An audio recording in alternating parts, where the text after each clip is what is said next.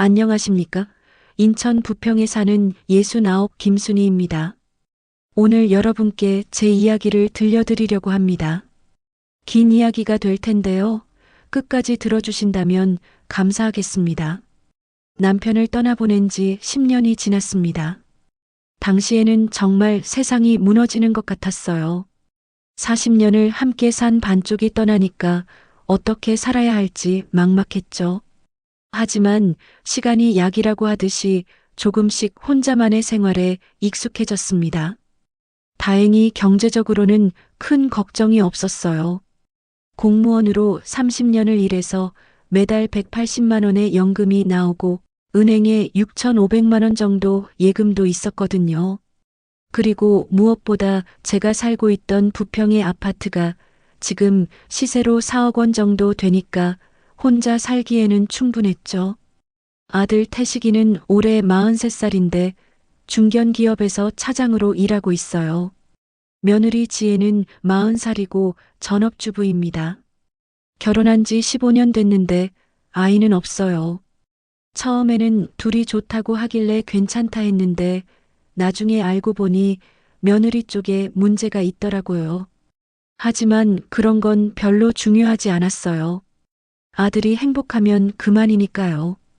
태식이는 어렸을 때부터 효성이 깊었어요. 대학교 다닐 때도 아르바이트에서 번 돈으로 어버이날에 꽃 사주고 용돈도 드리곤 했죠. 그런데 2년 전 어느 날 아들이 찾아와서 이런 말을 하더라고요. 어머니, 혼자 계시면 위험해요. 요즘 독거노인들 사고 나는 뉴스 많이 나오잖아요. 저희와 함께 사시는 게 어떨까요? 처음에는 깜짝 놀랐어요. 결혼하고 나서는 명절 때나 얼굴 보던 아들이 갑자기 같이 살자고 하니까요. 하지만 한편으로는 고마웠죠. 역시 내 아들이구나. 나이 들어서도 어머니 걱정을 해주는구나 싶어서요. 며느리 지혜도 어머님, 저희가 모실게요. 혼자 계시면 건강에도 안 좋으시고 외로우실 텐데 함께 지내면 좋을 것 같아요 라고 웃으면서 말하더라고요. 그 웃음이 정말 환하고 예뻐 보였어요. 이렇게 좋은 며느리를 뒀구나 싶어서 마음이 따뜻해졌죠. 그래도 너희들 불편하지 않겠니? 제가 조심스럽게 물었어요. 불편할 게 뭐가 있어요? 가족인데요. 태식이가 환하게 웃으며 대답했습니다. 그래서 결국 함께 살기로 했습니다. 40년을 혼자 살던 집에 갑자기 2명이 더 들어오니까 처음에는 좀 어색했지만 그래도 가족이니까 금방 적응할 수 있을 거라고 생각했어요. 처음 몇 달은 정말 괜찮았어요. 아들은 평소처럼 출근하고 며느리는 집안일을 도맡아 하면서 저를 잘 챙겨줬거든요. 어머님 주무시는데 깨우지 않았어요. 아침 차려놨으니까 드세요. 며느리가 상냥하게 말하며 제가 좋아하는 반찬들도 자주 만들어줬죠. 된장찌개, 김치찌개, 생선구이. 제 입맛에 딱 맞는 음식들이었어요. 동네 사람들도 순희 씨 복 많다. 며느리가 얼마나 착한지 바라고 부러워했어요. 저도 정말 고마웠죠. 혼자 살 때는 귀찮아서 대충 끼니를 때우곤 했는데 이제는 새끼 모두 제대로 차려서 먹으니까 건강도 좋아진 것 같았고요. 아들도 퇴근하면 제 방에 들러서 어머니, 오늘 하루 어떠셨어요? 불편한 거 없으셨죠? 라고 물어보곤 했어요. 그런 작은 배려들이 저를 행복하게 만들었습니다. 주말이면 셋이서 함께 외출도 했어요. 근처 공원에 산책을 가거나 마트에 장을 보러 가거나 가끔은 외식도 했죠. 식당에서 밥을 먹을 때 옆 테이블 사람들이 저 가족 정말 화목해 보인다고 수군거리는 소리가 들렸어요.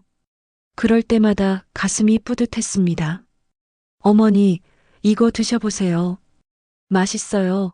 며느리가 반찬을 제 접시에 올려주면 아들도 어머니, 물 더 드릴까요?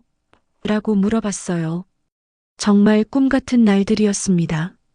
하지만 함께 산지 6개월쯤 지나면서 뭔가 이상한 조짐들이 보이기 시작했어요. 처음에는 제 착각인가 싶어서 넘어갔는데 점점 확실해지더라고요. 가장 먼저 눈치챈 건 둘이서 하는 대화였어요.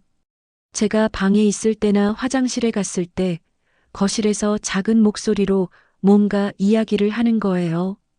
처음에는 부부간의 사적인 이야기겠지 하고 넘어갔는데 자꾸 제 이름이 들리더라고요. 어머님이. 그러게 말이야. 이런 단편적인 말들이 문틈으로 새어나왔습니다. 귀를 기울이면 조용해지고 제가 방으로 들어가면 다시 속삭이는 소리가 들렸어요. 어느 날은 설거지를 하다가 그만 그릇을 떨어뜨렸어요. 나이가 드니까 손에 힘이 없어져서 그런 건데 며느리가 달려와서 어머님 괜찮으세요?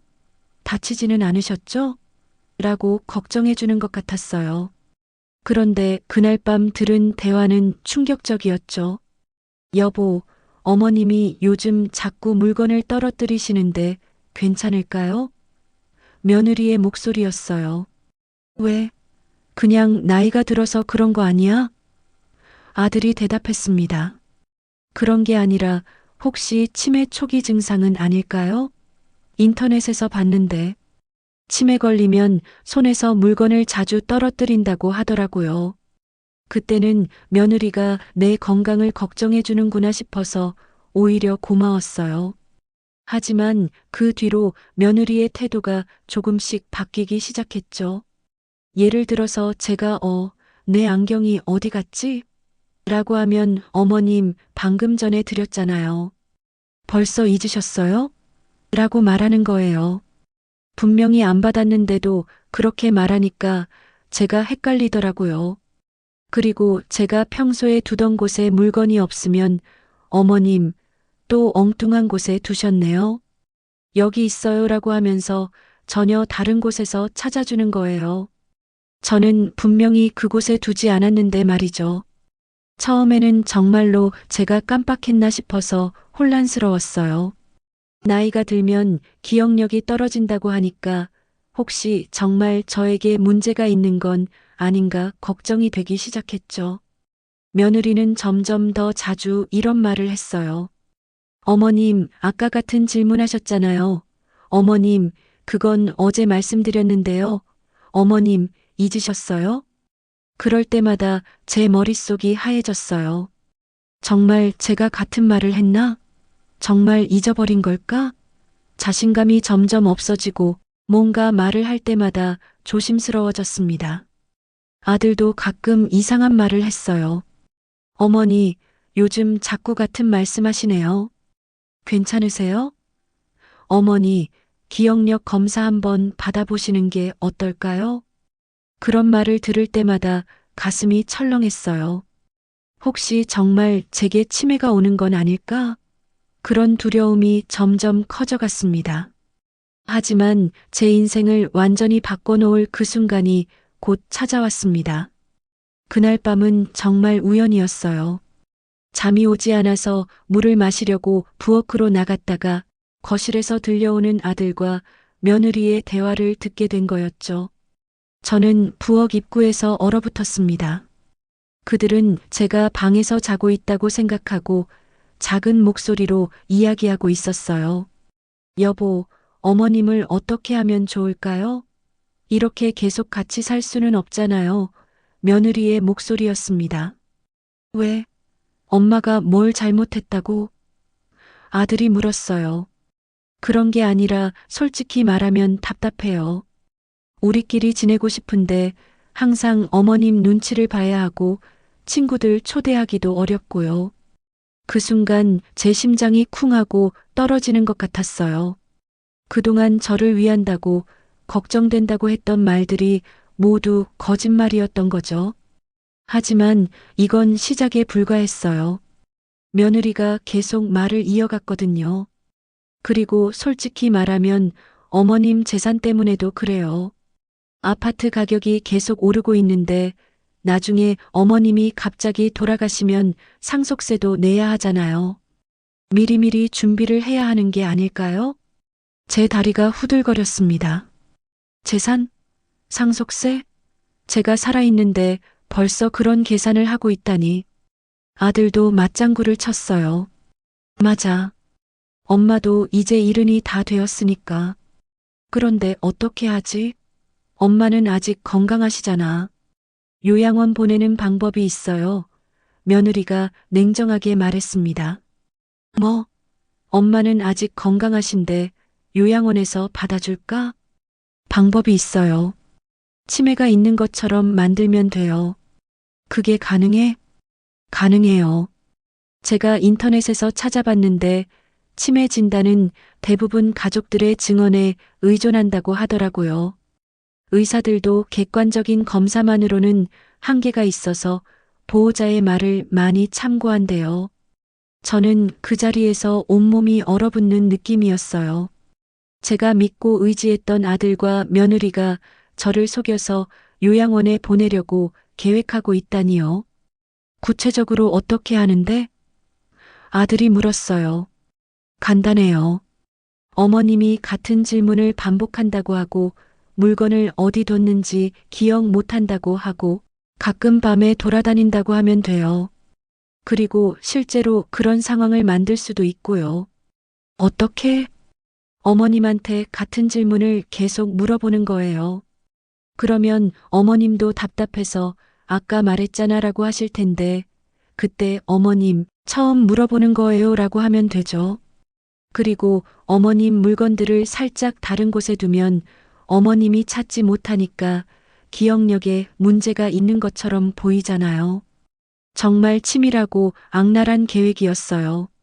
그동안 제가 경험했던 이상한 일들이 모두 이들의 조작이었던 거죠. 제 안경을 다른 곳에 숨겨두고는 제가 깜빡했다고 하고 일부러 같은 질문을 반복해서 저를 혼란스럽게 만든 거였어요. 며느리가 또 말했어요. 그리고 요양원 비용도 어머님 돈으로 내면 되잖아요. 연금도 매달 180만 원 나오고 예금도 6천만 원 넘게 있으니까. 그러면 우리는 아파트에서 편하게 살 수 있고요. 그래, 그게 좋겠다. 엄마도 요양원에서 또래 사람들과 지내시면 더 즐거우실 거야. 정말 뻔뻔했어요. 자신들의 이익을 위해서 저를 속이고 내쫓으려고 하면서도 마치 저를 위한 일인 것처럼 포장하고 있었거든요. 그리고 약도 좀 써야 할 것 같아요. 며느리가 더 충격적인 말을 했습니다. 약? 수면제요. 조금씩 타서 드리면 멍해지시잖아요. 그러면 정말 치매 증상처럼 보일 거예요. 그건 좀 위험한 거 아니야? 소량만 쓰면 괜찮아요. 그냥 좀 졸리고 멍한 정도만 되게 하면 돼요. 병원 가서 치매 검사할 때 그 상태로 가시면 진단 나올 거예요. 저는 더 이상 듣고 있을 수가 없었어요. 조용히 제 방으로 돌아와서 문을 닫았습니다. 침대에 앉아 있는데 온몸이 떨렸어요. 제가 평생 고생하며 키운 아들이 저를 이런 식으로 버리려고 한다는 배신감. 딸같이 예뻐했던 며느리가 저를 속여서 요양원에 보내려 했다는 충격. 정말 세상이 무너지는 것 같았어요. 그날 밤 저는 한잠도 못 잤습니다. 천장을 바라보며 온갖 생각이 머릿속을 스쳐갔죠. 이대로 당할 수만은 없다. 내가 뭔가 해야겠다는 생각이 들었어요. 다음 날 아침 며느리가 죽을 끓여왔어요. 어머님, 오늘 죽 좀 드세요. 몸에 좋은 걸로 끓였어요. 죽? 왜 갑자기 죽을 끓였어? 저는 경계심을 늦추지 않았습니다. 그냥 어머님 건강 생각해서요. 하지만 저는 이미 그들의 계획을 알고 있었어요. 혹시 이 죽에 뭔가 탄 건 아닐까? 죽을 먹는 척 하다가 몰래 버렸죠. 화장실에 가서 변기에 흘려보냈습니다. 며느리가 제 방을 지나갈 때마다 의미심장하게 웃는 모습이 정말 소름 끼쳤어요. 제가 죽을 다 먹었다고 생각하고 있는 거겠죠. 며칠 뒤 며느리는 요양원에 전화를 했어요. 저는 몰래 문 뒤에서 들었죠. 안녕하세요. 저희 시어머니 치매 증상이 있어서 상담받고 싶어요. 거기다가 폭력성도 있어서 어젯밤에 저를 때리려고 했거든요. 폭력성? 저를 때리려고 했다고? 완전히 거짓말이었어요. 저는 며느리를 손가락 하나 댄 적이 없는데 말이죠. 더 이상 참을 수가 없었어요. 문을 벌컥 열고 나갔죠. 뭐라고? 내가 언제 너를 때렸어? 왜 없던 일까지 만들어내며 거짓말을 하니? 며느리가 깜짝 놀라 전화를 끊었어요. 어머님. 지금까지 다 들었어. 너희들이 나한테 약을 타려고 했고, 거짓으로 치매 만들어서 요양원에 보내려고 했다는 거 말이야. 그 순간 아들이 회사에서 일찍 들어왔어요. 며느리가 급하게 전화한 모양이었습니다. 어머니, 무슨 오해가 있으신 것 같은데. 아들이 당황하며 말했어요. 오해? 너희들이 하는 말 다 들었는데 무슨 오해야? 아들과 며느리의 얼굴이 새파랗게 질렸어요. 저는 그날 밤 잠을 이룰 수 없었어요. 천장을 바라보며 온갖 생각이 머릿속을 스쳐갔죠. 이대로 당할 수만은 없다. 내가 뭔가 해야겠다는 생각이 들었어요. 그리고 마침내 제 나름의 결단을 내렸습니다. 다음 날부터 저는 냉정하게 행동하기로 마음먹었어요. 감정적으로 대응하면 오히려 제가 정말 문제가 있는 사람처럼 보일 수 있다고 생각했거든요. 아들과 며느리는 제가 그들의 대화를 엿들었다는 사실을 알고 나서 한동안 조용했어요. 하지만 며칠 지나니까 다시 원래대로 돌아가더라고요. 아마 제가 증거가 없으니까 안심한 모양이었습니다. 어머님, 아침 드세요. 며느리가 여전히 상냥하게 굴었어요. 하지만 이제 저는 그 미소 뒤에 숨은 계산을 알고 있었습니다. 저는 동네 젊은 사람에게 스마트폰 사용법을 물어봤어요. 특히 녹음 기능에 대해서요. 할머니, 이건 이렇게 누르시면 돼요. 그리고 여기 버튼을 누르면 녹음이 시작되고 다시 누르면 멈춰요. 친절하게 가르쳐 주더라고요. 아이고, 고마워요. 요즘 목소리 메모 남기는 게 유행이라고 해서 배워보려고요. 네, 할머니. 어렵지 않으니까 천천히 연습해 보세요. 그렇게 해서 며칠 동안 아들과 며느리의 대화를 녹음하기 시작했어요. 제 방문을 살짝 열어두고 핸드폰을 문 근처에 두는 거죠. 그들이 제 몰래 나누는 대화들이 모두 녹음됐습니다. 여보, 어머님이 눈치챈 것 같은데 어떡하지? 며느리의 걱정스러운 목소리가 녹음됐어요. 괜찮아. 증거가 없잖아. 그냥 오해했다고 하면 돼. 아들이 대답했습니다. 그래도 조심해야 할 것 같아요.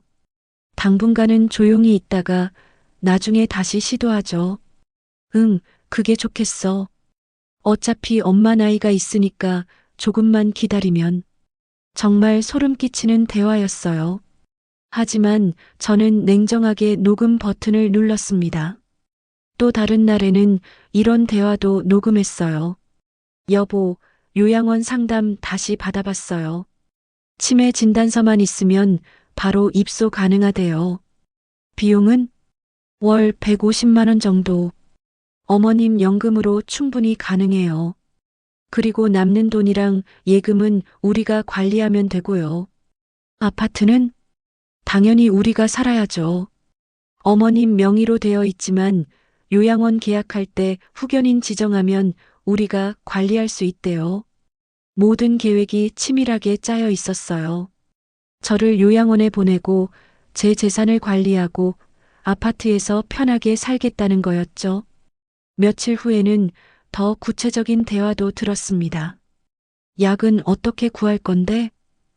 아들이 물었어요. 제 친구가 약사거든요. 수면제 좀 부탁하면 될 것 같아요. 처방전 없이도 약한 거는 구할 수 있대요. 그게 안전해? 소량만 쓰면 괜찮아요. 하루에 반 알씩만 타서 드리면 되는 거예요.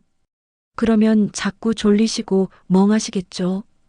그 상태로 병원 가면 치매 진단 나올 거예요. 엄마가 눈치채면 안 채실 거예요. 음식에 타면 모르시니까요. 국이나 죽에 타면 전혀 맛이 안 나요. 저는 녹음하면서 손이 떨렸어요. 정말로 제게 약을 먹일 계획이었던 거죠. 그리고 한 가지 더 준비해야 할 게 있어요. 며느리가 말했습니다. 뭔데? 어머님이 폭력적이라는 증거요. 요양원에서도 그런 케이스를 우선적으로 받아준대요.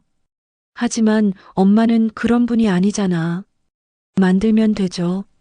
제가 일부러 넘어지면서 어머님이 밀었다고 하면 돼요. 병원 가서 진단서 받고요. 그건 좀 심한 거 아니야? 여보, 우리가 평생 이렇게 살 거예요? 어머님 눈치 보면서 우리도 우리 인생 살아야죠. 아들이 한참 침묵하다가 대답했어요. 알았어. 내 말대로 하자. 저는 그 순간 정말 절망했어요.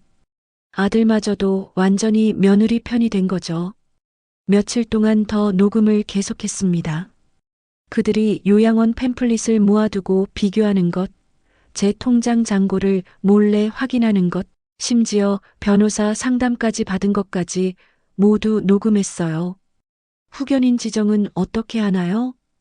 며느리가 전화로 물어보는 소리가 들렸습니다. 네, 치매 진단서와 가족 동의서만 있으면 되는 거군요. 그럼 어머니 재산도 관리할 수 있는 거죠? 네, 알겠습니다. 감사합니다. 모든 것이 계획대로 진행되고 있었어요. 제가 개입하지 않았다면 정말로 그들의 계획이 성공했을 겁니다. 일주일 정도 녹음을 모으고 나서 저는 변호사 사무실을 찾아갔어요. 인터넷으로 검색해서 가족법 전문 변호사를 찾았습니다.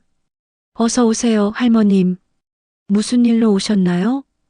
젊은 여성 변호사가 친절하게 맞아주었어요. 제 아들과 며느리가 저를 요양원에 보내려고 계획하고 있어요. 거짓으로 치매 진단을 받게 하려고요. 변호사의 표정이 진지해졌습니다. 그럼 증거가 있으신가요? 네, 여기 있어요. 저는 핸드폰을 꺼내서 녹음 파일들을 들려주었습니다. 변호사가 녹음을 다 듣고 나서 깜짝 놀라더라고요. 할머님, 이건 명백한 재산 갈취 시도입니다. 그리고 허위로 치매 진단을 받게 하려는 것도 사기죄에 해당할 수 있어요. 이 증거면 충분히 법적으로 대응할 수 있습니다. 그럼 저는 어떻게 해야 하나요? 변호사는 저에게 몇 가지 조언을 해주셨어요. 우선 제 재산을 안전하게 보호할 방법을 찾아야 하고 그들이 실제로 행동에 옮기기 전에 먼저 조치를 취해야 한다는 거였죠. 제 생각엔 할머님이 먼저 움직이시는 게 좋을 것 같아요. 그 집에 계속 계시면 위험하실 수 있거든요. 집을 나가라는 말씀이세요? 아니요. 그 집은 할머님 명의잖아요. 할머님이 결정하실 수 있어요. 파시거나 아니면 다른 방법을 찾으시거나요. 그날 저는 많은 생각을 하며 집으로 돌아왔습니다. 제 평생의 보금자리를 떠나야 한다는 게 쉽지 않았지만 다른 방법이 없어 보였어요. 변호사와 상담한 후 저는 구체적인 계획을 세우기 시작했어요. 며칠 동안 혼자 고민하고 또 고민했습니다. 마침 아들이 일주일간 해외 출장을 가게 됐다는 소식을 들었어요. 회사에서 중국 공장 실사를 가야 한다면서요. 이건 저에게 절호의 기회였습니다. 어머님, 제가 일주일 정도 출장 가는데 괜찮으시죠? 아들이 물었어요. 그래, 괜찮지. 조심히 다녀와 저는 태연하게 대답했습니다. 며느리도 말했어요. 어머님, 그동안 제가 잘 모실게요. 응, 고마워하지만 속으로는 다른 생각을 하고 있었죠. 이 일주일이 내 인생을 바꿀 일주일이 될 거라고. 아들이 출장을 떠난 다음 날 저는 부동산 중개소에 갔어요. 40년을 살았던 추억의 집이지만 이제는 독이 된 공간이었거든요. 사장님, 제 아파트를 팔고 싶어요. 아, 할머님. 갑자기 왜요? 오랫동안 사신 집인데. 사정이 생겨서요. 급하게 처분해야 해요. 부동산 사장님이 집을 보러 오더니 시세가 4억 정도 되는데 급매로 하시면 3억 8천에 내놓는 게 어떨까요? 라고 제안했어요. 좋아요. 그렇게 해주세요. 빨리 팔아야 해요. 알겠습니다. 이 동네 아파트는 인기가 좋아서 금방 나갈 거예요. 정말로 사흘 만에 사겠다는 사람이 나타났어요. 3억 7천만 원에 계약을 했습니다. 그리고 동시에 근처 다른 아파트 단지에서 1억 1천만 원짜리 작은 아파트도 계약했죠. 제 명의로요. 새 집은 20평 정도의 작은 투룸이었어요. 혼자 살기에는 충분한 크기였습니다. 이사 날짜도 잡았고 모든 절차를 빠르게 진행했어요. 며느리는 아무것도 모르고 있었어요. 저는 평소처럼 행동했고 며느리도 평소처럼 저를 대했죠. 어머님, 오늘 저녁은 뭐 드시고 싶으세요? 아무거나 괜찮아. 저는 담담하게 대답했습니다. 며느리는 아들이 없는 사이 더 노골적으로 행동하기 시작했어요. 제 방을 몰래 뒤지는 것도 봤고 제 서류를 살펴보는 것도 봤습니다. 어느 날은 며느리가 또 요양원에 전화하는 걸 들었어요. 이번에는 대놓고 거실에서 전화하더라고요.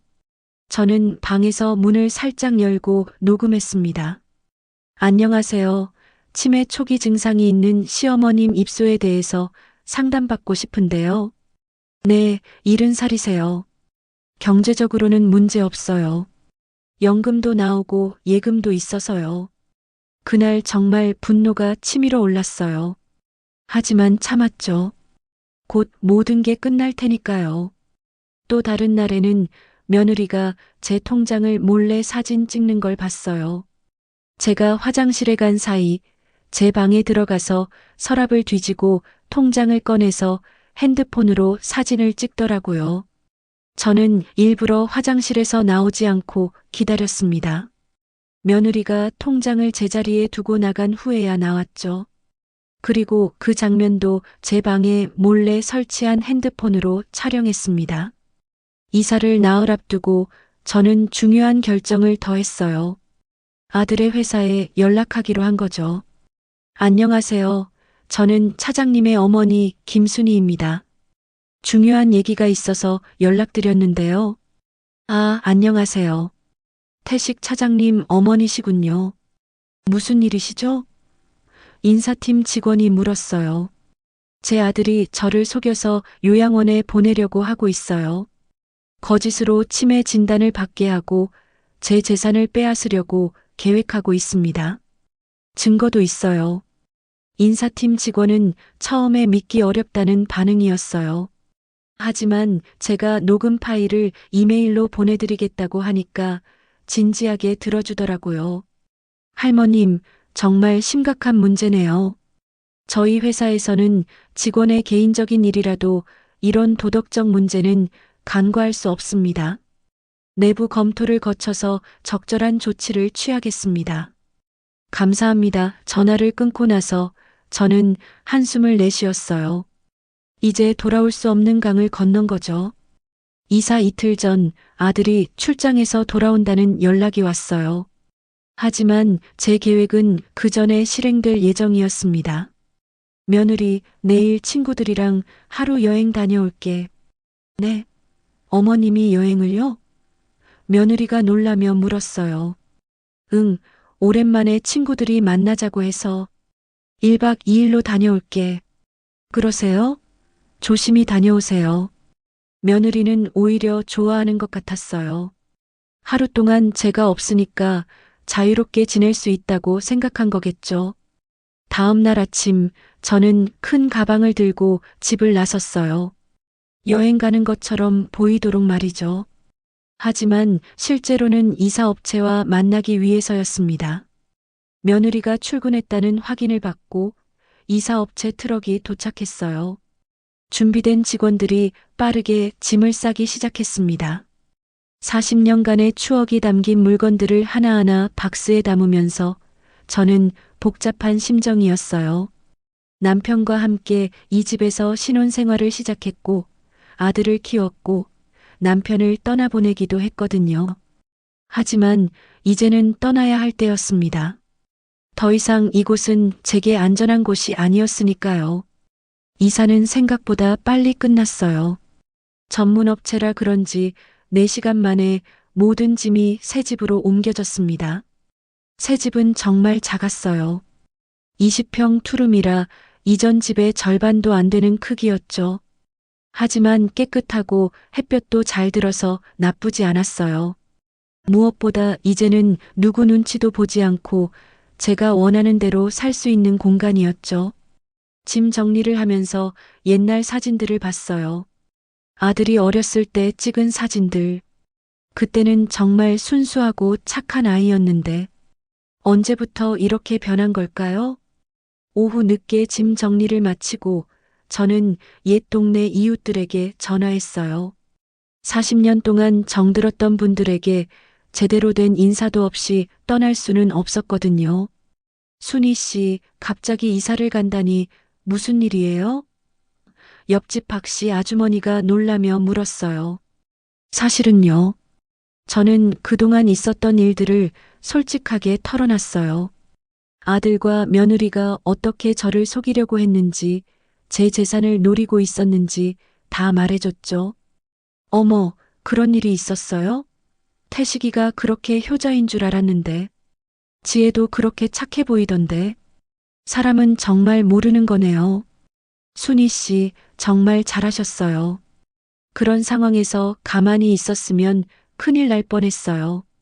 이웃들의 지지와 응원이 정말 큰 힘이 됐어요. 40년 동안 함께 살아온 사람들이니까 제 성격과 상황을 다 알고 있었거든요.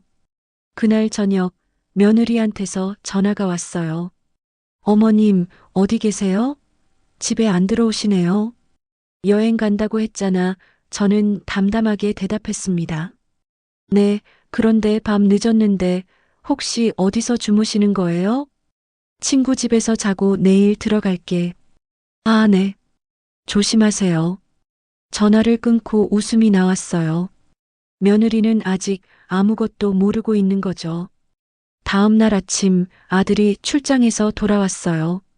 그리고 집에 들어가서 제가 없는 걸 발견했을 때의 반응이 어땠을지 상상이 가네요. 아마 처음에는 제가 여행해서 아직 안 돌아온 거라고 생각했을 거예요. 하지만 제 짐이 모두 없어진 걸 보고는 뭔가 이상하다고 생각했겠죠. 그리고 서랍에서 부동산 계약서를 발견했을 때는 정말 패닉 상태가 됐을 거예요. 오후 2시쯤 아들한테서 전화가 왔습니다. 하지만 저는 받지 않았죠. 문자도 계속 왔어요. 엄마, 어디 계세요? 갑자기 왜 이러세요? 우리가 뭘 잘못했다고 이러시는 거예요? 집도 왜 팔았어요? 빨리 연락 주세요. 정말 뻔뻔했어요. 자신들이 뭘 잘못했는지도 모르는 척하면서 오히려 저한테 화를 내는 톤이더라고요. 며느리도 문자를 보냈어요. 어머님 걱정돼요. 어디 계신지 연락 주세요. 우리가 뭔가 오해를 하신 것 같은데 이야기해봐요. 오해라니요?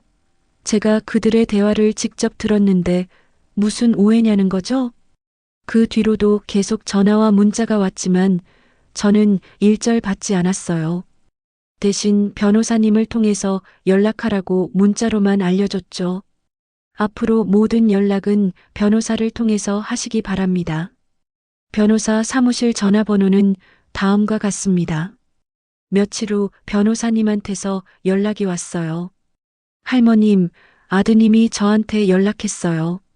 만나서 이야기하고 싶다고 하더군요. 뭐라고 하던가요? 오해가 있었던 것 같다고 어머님과 직접 만나서 해결하고 싶다고 하더군요.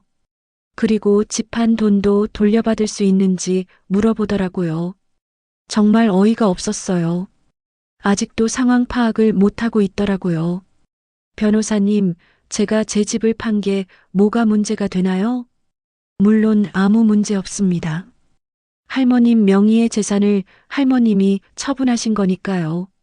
오히려 그쪽에서 할머님을 속이려고 한 게 문제죠. 며칠 후 더 재미있는 소식을 들었어요. 아들이 회사에서 징계를 받았다는 거였죠. 할머님, 아드님이 회사에서 정직 처분 받으셨대요.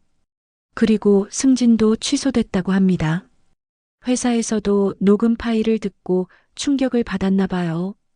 그동안 효자 이미지로 좋은 평가를 받아왔던 아들의 진짜 모습이 드러난 거죠. 동료들 사이에서도 소문이 다 퍼졌다고 하더라고요. 박 차장이 어머니를 요양원에 보내려고 했다더라, 진짜? 그렇게 효자인 줄 알았는데. 사람은 정말 모르는 거야. 며느리도 동네에서 소문이 났어요. 그동안 착한 며느리로 알려져 있었는데, 이제는 시어머니 재산 노린 며느리로 찍혔죠. 마트에 가면 사람들이 수군수군하면서 피한다고 이웃들이 전해주더라고요. 새 집에서의 생활은 정말 평화로웠어요. 20평짜리 작은 공간이었지만 저 혼자 살기에는 충분했거든요. 무엇보다 누구 눈치도 보지 않고 제가 원하는 대로 살 수 있다는 게 가장 좋았어요. 아침에 일어나서 창문을 열면 햇살이 환하게 들어왔어요.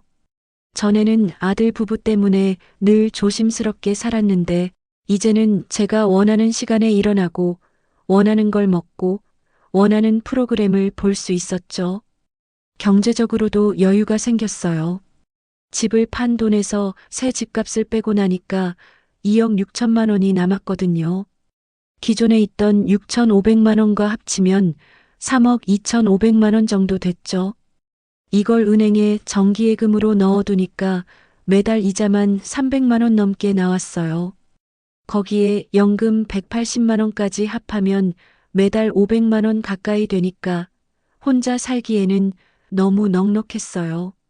정말 아이러니했어요. 아들과 며느리가 제 재산을 탐내서 저를 쫓아내려고 했는데 결과적으로는 제가 더 풍족하게 살게 된 거죠. 전에는 새 식구 생활비를 다 제가 냈는데 이제는 저 혼자만 쓰면 되니까 오히려 돈이 남더라고요. 새 동네 사람들과도 금방 친해졌어요. 같은 층에 사는 할머니가 먼저 말을 걸어오더라고요. 새로 오신 분이시죠? 저는 이정숙이에요. 안녕하세요. 김순이라고 해요. 혼자 사세요? 자식들은 어디 있어요?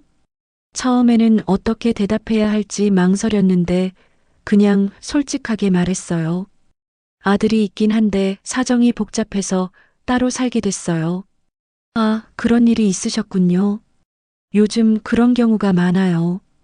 자식들이 부모 재산만 노리고 정작 부모는 홀대하고 정숙 할머니도 비슷한 경험이 있으시더라고요. 딸이 자꾸 집을 팔아서 요양원 들어가라고 해서 관계가 나빠졌다고 하시더라고요. 순희 씨 잘하셨어요. 그런 자식들한테 휘둘릴 필요 없어요. 우리끼리 의지하며 살아요. 정말 든든했어요. 나이가 들어서 새로운 친구를 사귄다는 게 쉽지 않은데 좋은 사람들을 만나게 돼서 감사했죠. 그리고 저는 평소에 하고 싶었던 일들을 시작했어요. 먼저 근처 복지관에 등록했어요.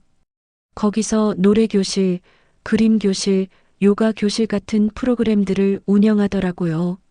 노래교실이 특히 재미있었어요. 제가 젊었을 때 좋아했던 노래들을 다시 부르니까 옛 추억도 떠오르고 같이 수업 듣는 분들과도 금방 친해졌어요. 순희 씨는 목소리가 참 좋으시네요. 젊었을 때 가수하셨어요? 아니에요. 그냥 노래 부르는 걸 좋아했을 뿐이에요. 그림 교실도 새로운 경험이었어요. 평생 그림을 그려본 적이 없었는데 붓을 들고 색칠을 하니까 마음이 평온해지더라고요. 선생님이 나이는 숫자일 뿐이에요. 새로운 걸 시작하기에 늦은 때는 없습니다라고 하시는 말이 정말 와닿았어요. 요가 교실도 등록했어요. 처음에는 몸이 굳어서 힘들었는데 꾸준히 하다 보니까 유연해지고 건강해지는 게 느껴졌어요. 할머님, 자세가 많이 좋아지셨어요. 꾸준히 하시면 더 건강해지실 거예요. 매일 아침 6시에 일어나서 근처 공원에 산책을 나가요. 공원에서 만난 분들과 운동도 하고 이런저런 이야기도 나누죠. 순희 씨, 요즘 표정이 정말 밝아 보여요. 그래요? 마음이 편해져서 그런가 봐요. 정말 그랬어요. 그동안 아들 부부 눈치를 보며 살 때는 항상 긴장하고 있었는데 이제는 마음이 정말 평온했거든요. 한 달쯤 지났을 때 아들이 찾아왔어요. 어떻게 주소를 알아냈는지는 모르겠지만 어느 날 아파트 입구에서 기다리고 있더라고요. 어머니 목소리를 듣는 순간 가슴이 철렁했어요. 하지만 저는 냉정하게 대했습니다. 무슨 일이야? 어머니, 이야기 좀 해요. 제발요. 할 말 없어. 돌아가. 어머니, 오해가 있었던 것 같은데 풀어야죠. 오해라니? 너희들이 하는 말 다 들었는데 무슨 오해야? 아들이 당황하는 표정을 지었어요. 그건 어머니를 위해서였어요. 내가 언제 요양원에 가고 싶다고 했어? 너희들이 마음대로 결정한 거잖아. 어머니가 혼자 계시면 위험해서. 위험한 건 너희들이야. 내 재산 노리면서 거짓말로 속이려고 했잖아. 아들은 한참 동안 말을 못하더니 결국 진짜 속마음을 드러냈어요. 어머니, 그럼 집이라도 다시 사주세요. 저희가 갈 곳이 없어요. 정말 어이가 없었어요. 아직도 제 돈을 당연하게 생각하고 있더라고요. 너희들 돈으로 알아서 해. 내 돈은 내가 쓸 거야. 어머니, 그래도 아들인데 이렇게 하시면 안 되죠. 아들이면 부모를 속이면서 재산을 빼앗으려고 해도 돼? 아들은 더 이상 할 말이 없었나 봐요. 한참 있다가 가버렸어요. 며칠 후에는 며느리가 왔어요. 아들보다는 좀 더 교활하게 접근하더라고요. 어머님, 정말 죄송해요. 제가 잘못 생각했나 봐요. 뭘 잘못 생각했어? 어머님을 요양원에 보내려고 한 것. 정말 어머님을 위한다고 생각했는데 어머님이 싫어하시는 줄 몰랐어요. 거짓말이었어요. 제가 들은 대화에서는 분명히 자신들의 편의를 위한 거라고 했거든요. 그리고 집도 저희가 사정을 몰라서 어머님이 팔고 싶으시면 미리 상의해 주셨으면 좋았을 텐데요. 왜? 내 집을 내가 팔겠다는데 왜 너희들한테 상의를 해야 해? 그래도 저희도 살던 집인데 너희들 이름으로 된 집이야? 며느리도 결국 포기하고 갔어요. 그런데 가면서 하는 말이 가관이었어요. 어머님, 그래도 혈육인데 나중에 후회하실 거예요. 후회? 제가 왜 후회해야 하죠? 오히려 너희들이 후회해야 할 일이죠. 그 뒤로도 몇 번 더 찾아왔지만 저는 만나주지 않았어요. 변호사님을 통해서 더 이상 연락하지 말라는 경고장도 보냈죠. 이제 저는 완전히 새로운 삶을 시작했어요. 복지관에서 하는 프로그램들에 열심히 참여하고 새로운 친구들도 많이 사귀고 하고 싶었던 일들을 하나씩 해나가고 있습니다. 지난주에는 복지관 노래 교실에서 발표회가 있었어요. 제가 좋아하는 이미자 노래를 불렀는데 다들 박수를 쳐주시더라고요. 순희 씨, 정말 잘 부르시네요. 목소리가 정말 좋으세요. 고마워요. 오랜만에 이렇게 신나게 노래 불러봐요. 그림 교실에서는 처음 그려본 풍경화가 생각보다 잘 나왔어요. 선생님이 칭찬해 주시기도 했고요. 할머님, 소질이 있으시네요. 계속하시면 정말 좋은 작품 나올 거예요. 정말요? 나이 들어서 처음 해보는 건데. 예술의 나이가 어디 있어요. 마음만 있으면 되는 거죠. 요가도 계속하고 있어요. 처음에는 몸이 굳어서 많이 힘들었는데 이제는 제법 유연해졌어요. 건강도 많이 좋아진 것 같고요. 그리고 새로운 취미도 생겼어요. 요리예요. 혼자 살다 보니까 제가 좋아하는 음식만 해 먹을 수 있어서 정말 좋더라고요. 전에는 아들과 며느리 입맛에 맞춰야 했는데 이제는 제가 먹고 싶은 걸 마음대로 해 먹어요. 어제는 제가 좋아하는 김치찜을 해 먹었어요. 며느리는 매운 걸 못 먹어서 그동안 참았었거든요. 정말 맛있었어요. 다음 달에는 복지관에서 단체로 제주도 여행을 가기로 했어요. 3박 4일 일정인데 정말 기대돼요. 남편이 살아있을 때 제주도에 한번 가보자고 했었는데 바쁘다는 핑계로 못 갔거든요. 이제라도 가게 되니까 설레네요. 순희 씨도 제주도 가시죠? 우리끼리 가면 정말 재미있을 거예요.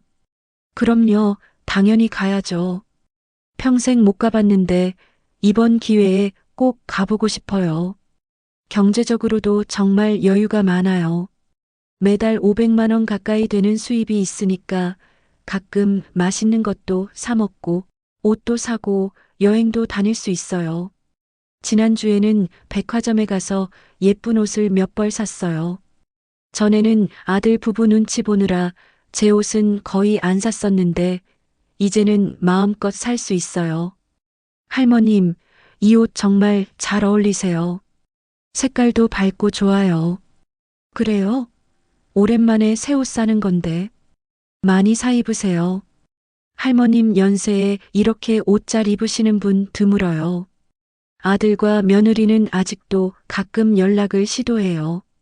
하지만 저는 받지 않아요. 이제 그들과는 정말 끝이에요. 혈육이라고 해서 무조건 용서하고 받아줘야 한다는 법은 없거든요. 며칠 전에 옛날 이웃분한테서 연락이 왔어요. 아들 부부가 아직도 그 동네에 살고 있는데 상황이 많이 안 좋다고 하더라고요. 순희 씨, 태식이가 요즘 술을 많이 마신다더라고요. 회사에서도 힘들어하고 지혜도 동네에서 완전히 왕따 됐어요. 마트 가는 것도 눈치 보면서 다니고 솔직히 말하면 전혀 동정심이 들지 않았어요. 자업자득이죠. 자신들이 저지른 일의 결과를 받는 거예요. 이 이야기를 듣고 계시는 분들께 하고 싶은 말이 있어요. 가족이라고 자식이라고 해서 무조건 참고 넘어가지 마세요. 잘못된 건 잘못됐다고 말해야 해요. 특히 여러분의 재산과 생활에 관한 결정은 여러분이 직접 하세요. 아무리 가족이라도 여러분 모르게 결정하려고 하면 안 돼요. 그리고 무엇보다 여러분 자신을 소중히 여기세요. 69년을 살아오면서 제가 깨달은 건 하나예요. 결국 나를 지킬 수 있는 사람은 나 자신뿐이라는 거예요. 저는 이제 정말 행복해요. 아무 눈치도 보지 않고 제가 원하는 대로 사는 삶이 이렇게 평화로운지 몰랐어요. 매일 아침 일어나면 감사해요. 건강하게 하루를 시작할 수 있다는 것, 제가 좋아하는 일들을 할 수 있다는 것, 좋은 친구들과 함께 할 수 있다는 것. 어제는 새로 사귄 친구들과 함께 저녁을 먹었어요. 근처 한정식 집에서 맛있는 음식도 먹고 이런저런 이야기도 나누고 정말 즐거운 시간이었어요. 순희 씨, 정말 잘 사시는 것 같아요. 표정도 밝고 건강해 보이고 고마워요. 요즘 정말 행복해요. 그 나이에 그런 결단을 내리기가 쉽지 않았을 텐데 정말 대단하세요. 대단한 게 아니에요.